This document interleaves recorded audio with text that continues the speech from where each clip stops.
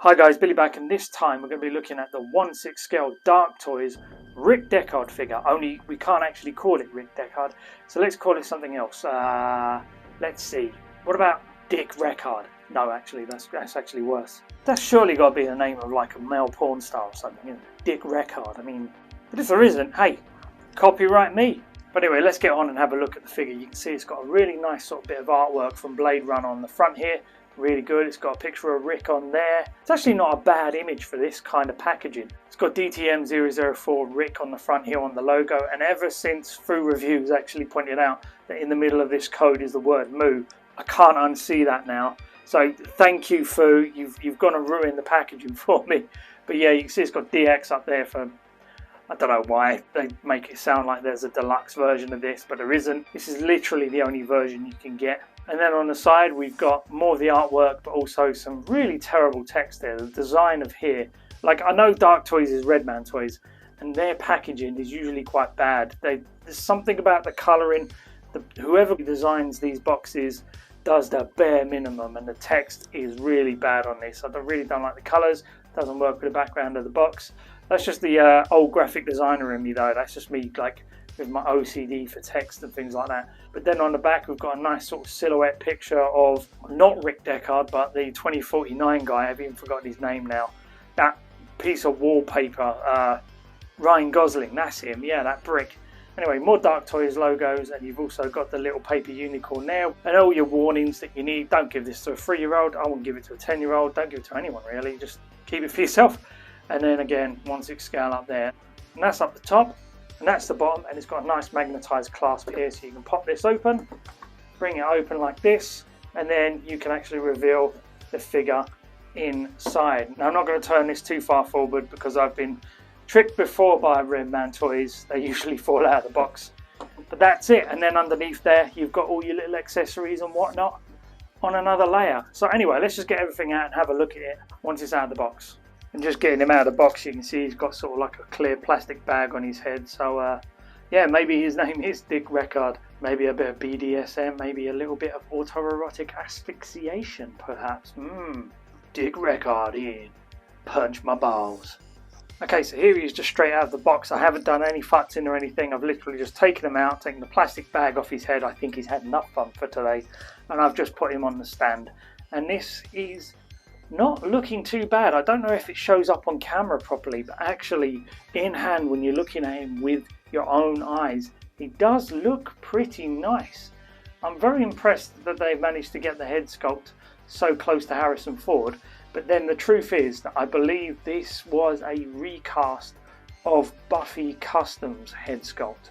I don't know how they got hold of Buffy Customs head sculpt. They said that it was a private commission they made for someone, and then somehow Redman Dark Toys got hold of it, and now they decided to make this figure, which is, you know, it's always a bit naughty, isn't it? They always do this. This is kind of pretty much Redman Toys' MO. They, you know, rip off other people's head sculpts.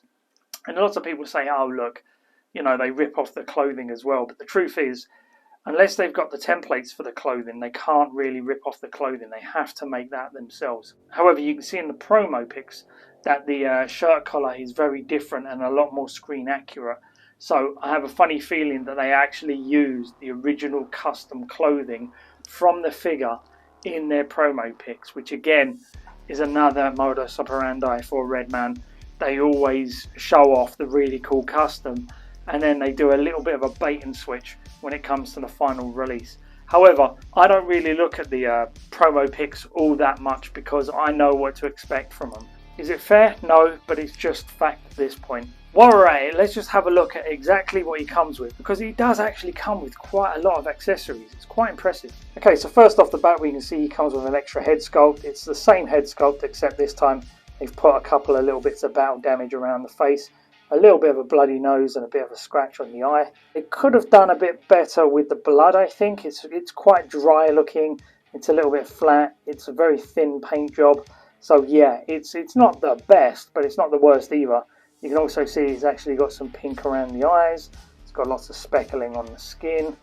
And you can see that the ears actually have a little bit more paint on them to make them a little bit redder. And then you can see that the head sculpt is still exactly the same all over, same paint app and everything, but he's also got a little bit of a 5 o'clock shadow. Maybe it could be a little bit stronger, but there's no denying the likeness to Harrison Ford there. It's definitely a very good sculpt, and you can even see he's got scarring on the chin there. And at least if this is a recast, they've managed to keep quite a bit of detail from the original. So I'd say it's about 85% of the original. And you can just have a good old look up his nostrils there. You're welcome. And then he comes with a bunch of hands, trigger holding hands, etc. These are kind of stock hands that he comes with. They're okay. They do the job, I think. They're a little hard. I think you're going to have to warm them up before you take them on and off the wrist pegs, just because you don't want these snapping your wrist pegs. But they're all fairly nicely detailed. However, I would recommend maybe if you've got like a world box body, just use the hands from that. It also comes with the really cool gun. I don't know the name of it. This seems to be something that a lot of Blade Runner enthusiasts really focus on. It is the iconic weapon from the film. And I'd say they haven't done a really that bad a job with this actually in 1/6 scale. It's not amazing. I mean, there's better customs out there for sure. But actually, with the translucent handle, they've done a pretty good job with it. It's just a little bit like a weird sort of paint app on here. Does the job. It'll look cool in his hand and everything, but I think the triggers are a little thick. But other than that, I actually think they haven't done too bad a job. And with it in the holster, you've got that handle still sticking out, and it really will make the figure stand out a little bit better. But then if we look at the holster, we can see, yeah, this is your standard Redman super thin pleather. It's a little bit flimsy. It's a little bit too clean. The stitching is really big, and it's a little bit ugly. You can see this sort of loop piece here. I don't know what it is, the design piece. That's really thick when it's supposed to be a lot thinner than that, I believe, in the film. But yeah, it's a little bit garish. But it'll do the job once it's on the figure. Plus you can add a little bit of weather in it to yourself, and that will bring it out a little bit more. He also comes with this, I don't even know the name of it now. I completely forgot the name of it, the Vox thing. But it's not too bad. It's quite a big bit of plastic. Nothing on the bottom here. And it's got this arm piece that's actually got the details in it, including the little red dot there. And it moves up and down. But you can see they've used these stickers on the front, but then you can see the stickers are slightly too big for that insert piece here, so they sort of bend inwards a little bit and there's an arch, so they do look a little bit stickerish. But then you've got all the little buttons on the front here that look really nice. So if you were going to do a diorama with Deckard, you probably would use this, so it's nice they included it. He also comes with this insanely detailed watch for such a tiny little thing. It is very, very detailed. Got numbers on the face and everything. It's painted okay. I think that'll work really well. I mean, half the time you're not even going to see it on his wrist, but it's actually a really, really nice touch that you'll know is there. Comes with his little paper tinfoil unicorn. I don't care what anyone says, I still don't think he was a replicant in the film. I know that was Ridley Scott decided later on, bit George Lucas-y, that he wanted to add that sort of suggestion in there, but even Harrison Ford was like, no, I'm not a replicant, I just, you know, chose to fall in love with one, and I actually like that idea more. Then he comes with some booze. What's a sort of grizzled detective without a bottle of whiskey, huh? And it's even got the Johnny Walker logo on there. It genuinely looks great. I really like the sculpting and everything, except it's a little bit bowed on the bottom here, so it's going to be hard to stand straight up. So maybe blue tack or something, who knows. And then he comes with this glass. Now, this is okay. I'd say the sculpting's very nice, but the translucency is a little bit frosty, so it's not fully see-through, and it looks a little bit more plastic than it does glass. But you can still see it's got a little bit of whiskey in the bottom of it, so that's a nice touch as well. And this is one of my least favourite accessories in the box. It's the badge. I think the very, very low-res sticker here, it's not great. It's a bit fuzzy and weird. And then on the right here you can see the badge looks okay. It's got all the wording in there, it's nice details. But the stitching, my god. Look at that wonky stitching in the top right hand corner. Yeah. I know it's hard to get these done in 6 scale, so they can be a little bit weird to do. But I think it's a little bit too meh, you know. Luckily it can fold up and fit in his pocket. So that's like one of those little details that you'd be nice when you put it in his pocket or whatever. There'll be a nice detail that you know is there, but I don't know if you really want to show this off very much. And that's about it for accessories. Okay, so let's get on and actually have a look at the figure itself.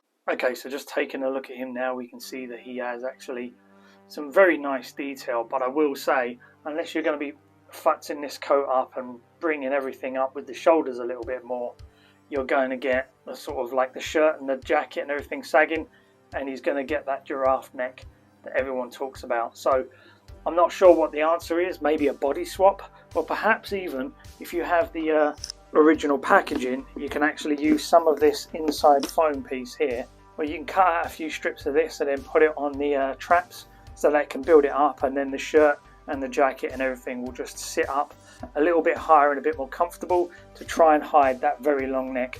Because obviously where this was built as a custom, it was designed specifically for one body, and like usual, when Dark Toys takes over and they recast that head sculpt, what ends up happening is they use a stock body that was never designed for that head sculpt, and it just doesn't work. I'm really looking forward to 1/6 Kit's new body that they're creating with that adjustable neck piece, and I am going to be reviewing that once it arrives. Just coming in and having a look at it all anyway, you can see that the jacket is very nicely detailed. The lines are pretty good. Luckily, I think some people had their coat come and some of the stitching was missing out of the back here. It just missed stitching. So instead of going back and making sure that they were all perfect, again, Redman Toys just released them as is. So it's kind of like a bit of a lucky dip on whether or not you get a coat that's fully stitched properly. But luckily mine is. And then you can see that it has some really nice details coming down into the jacket. It's got all the straps and the buttons. It's got this coat pocket here that you can actually open up and put stuff in. It actually is a real working pocket, and then these straps here sort of hang down. However, you might want to maybe fold them and then iron them so that they hang down a bit more confidently and naturally, so that they actually look like they've got a bit of weight to them. And then inside you can see his horribly brownish orange jacket that he's got. It's very 70s, but you know, that's just the way it was at the time. And then you can see when you're actually taking off that jacket, yeah, you can definitely see the length of that neck now, can't you? And there's absolutely no traps in this guy. It's such a cheap body. We're going to have to do something about that, because I really don't want a giraffe neck Harrison Ford. And then we can come in, we can see that really nice detail in the tie. It's a bit stiff, a bit starchy. It kind of sticks out a little bit. It's not perfect, but it is what it is. But I can say the collar of the shirt is a little bit thick. It is a bit of a shame, because lately we've been kind of spoilt with shirt collars in 1/6 scale figures recently, and they've been getting better and better. But this feels like a little tad bit of a step back, because it is a little bit more puffy. And then you can see the details on the shirt underneath. He actually has, I think, it feels like there's magnets in there. And I think these are supposed to be magnets. I don't know if it actually works very well. But yeah, it's supposed to come down and fit in. There is a stitching or a button up the top here, and there is a button down the bottom. But in the middle it gets a little bit loosey-goosey, and you can put your finger in and mess about with it. And then coming down we can look at the trousers. And they're very nicely detailed. You can actually see it's got belt loops, so you can put that holster on there. And they're okay. They're kind of like generic 1/6 scale trousers. They're nothing to write home about, but then they do the job, which is exactly what you want, really. And then the worst part is the shoes that just look like they come off of a Barbie doll. They're not great. The details are really flat. They're very shiny and glossy, sure, but there's no real detail in there. There's no weathering, and there's no soles in the bottom of it or anything. It is just very much the bottom of the figure, and it was just like a cut and paste, quick, get something on his feet kind of job. You could do with a little bit of light weathering, maybe around the edges of the collar and stuff, make it look like this coat has actually been worn and it is sort of like used every day. Again, if we're talking simplistic weathering techniques, I did that for the HC Toys Hellboy. You can bring in, you can see that the edges of the coat are a little bit worn and weathered.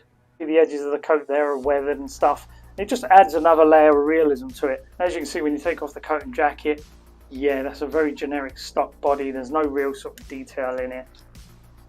And if you bring the shoulders down, look how big that neck is. Yeah, very flat traps as well. I'd say the body is actually, size-wise, it ain't too bad. Because the body's slightly smaller, it will actually help, because the clothing is a little bit thicker, and that pads out the figure a little bit more, makes it look fuller. So if you have too bulky a body, it will just make the figure look massive, and you really don't want that for Harrison Ford. Okay, and that's just how the cheap body it is. It's just generic stock cheap plastic body. It's a, you know, actually the joints ain't too bad. You know, they're not too loose. They feel pretty good. So yeah, it's something we can work with though, I'm sure. Okay, now I've cut these strips out of that foam that came in the box. It's just two like a curved bit this side and a curved bit that side, and then we're just going to lay this over the top here, and we're just going to gently glue it down. We're not going to use too much. We're not going to completely cover this in glue.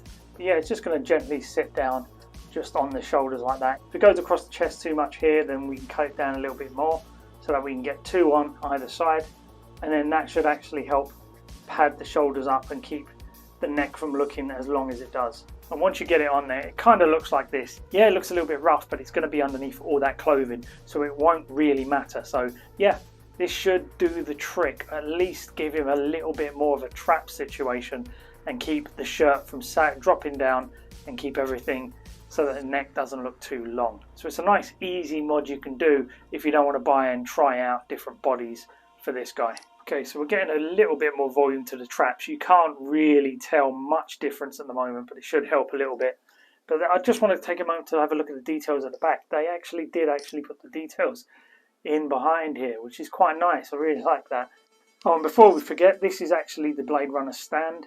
You can actually see it looks okay. Unfortunately, mine's got a few air bubbles in it, so I'm trying to squeeze them out, but at the moment they're kind of stuck in there, which is a bit of a shame. But it's got this sort of like nice sort of cyberpunk display background there. Just got Rick on there. I suppose you could get away with that, I suppose.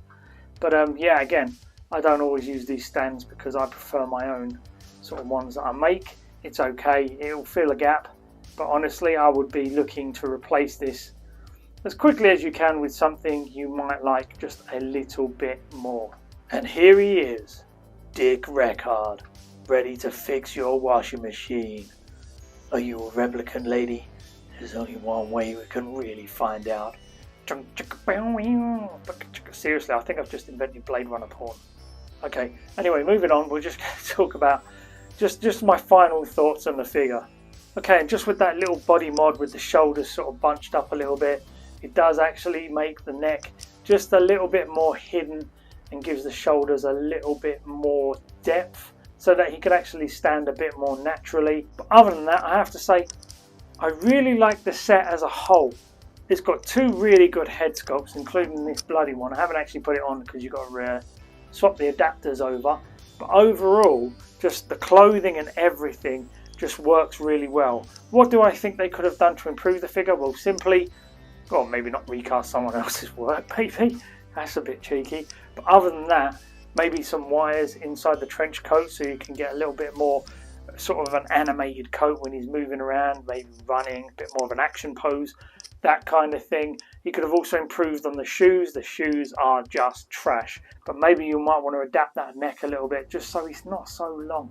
I mean, the face likeness is there. The clothing, I would say, is probably about maybe 90% there. Just little tiny details like the little bit on the collar missing that let this down a little bit. So overall, for the majority of Blade Runner fans, this is a great addition to the collection. But if you're a die-hard, every detail matters Blade Runner fan, just remember that this is a good base to start from, but it's gonna need extra work if you want to get it over the line to almost nigh on perfect.